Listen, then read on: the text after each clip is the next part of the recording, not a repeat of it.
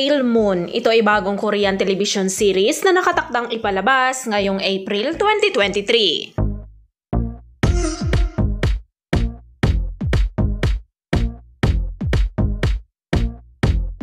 Ang Pale Moon ay isang thriller mystery romance drama na isinalaysay ang kwento ng isang may bahay na may asawang walang malasakit. Pagkatapos ay nagkaroon siya ng trabaho bilang isang contract employee sa isang savings bank at unti-unting nabawi ang kanyang kumpiyansa. Gayunpaman, ang kanyang normal na pang-araw-araw na buhay ay hindi na maibabalik nang sinimulan niya ang paglustay ng pera ng mga VIP customers.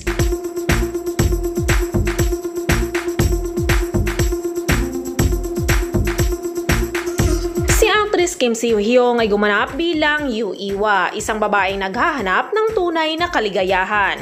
Siya ay naging isang contract employee sa bangko na hindi sinasadyang malustay ang pera ng mga customer.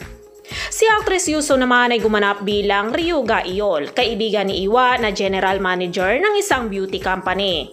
Si actress Yoo Yang-hee ay gumanap naman bilang Kang Sun-yang, kaibigan ni Iwa na isang full-time housewife. Habang ang aktor na si Lee Si-woo ay ginampanan ang papel ni Yoon Min-ji na isang film major student. Samantala, si aktor Gong Joong-wan ay ginampanan ang papel ni Choi Gi-yeon, ang asawa ni Iwa.